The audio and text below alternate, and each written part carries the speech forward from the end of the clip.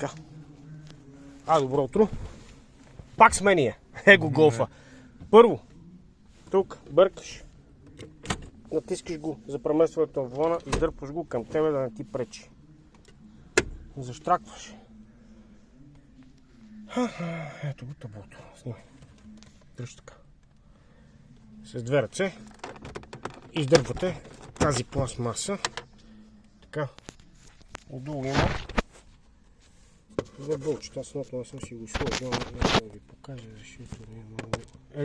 Ето го болчето едното. Ето къде трябва. Ето къде трябва да е другото. Друго страна, но поне снимам с телефон и не мога да ви го покажа като хората. Виж сега това. Взимате отвърка Т20. Торксова. Развивате двете крепящи болчета. Внимателно да не ви изпаднат болчета вътре в таблото. Вайте, в случай аз вада едно, защото другото. После фащате с две ръце, разклащате напред-назад. Ето го таблото как излиза. Така, това е таблото. Сега, в случая това няма да го разглобяваме, защото аз имам такова разглобено. Ще ми е по-лесно да ви покажа на него. Сега ще ви покажа другото табло. Така.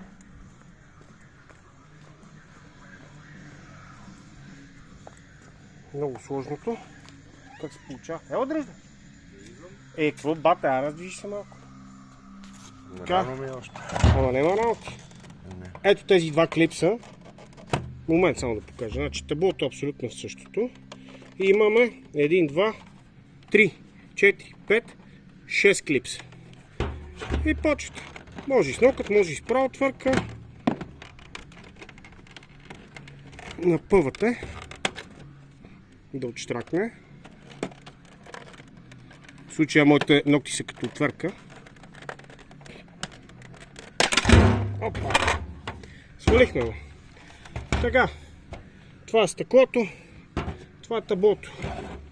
Това е дисплея. Сега. За целта, ето това трябва да се свали по този начин. Виждате ли къде защраква тук? Правиш так. Това е блендът. Сега. Самия дисплей. Тук имаш един зъб и тук имаш един зъб. Може по два начина. Може да ги дръпнете и да го дръпнете, но аз го правя по долния начин. Не, ще направим ето така. Момент са. С отвърчица от едната страна, после от другата.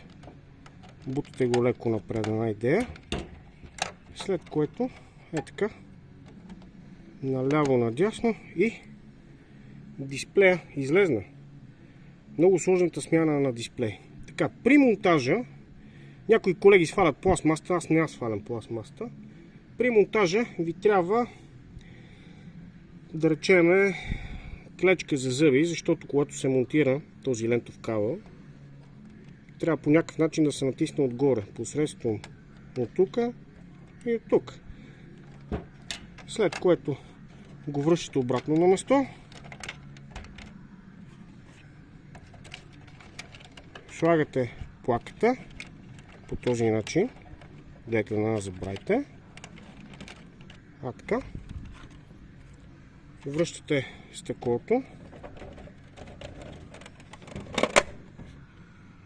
Сега ще го пробвам в колата, за да видите, че е всичко успешно.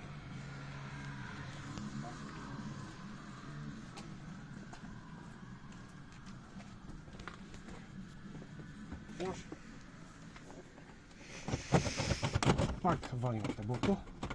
Оригиналното. Така.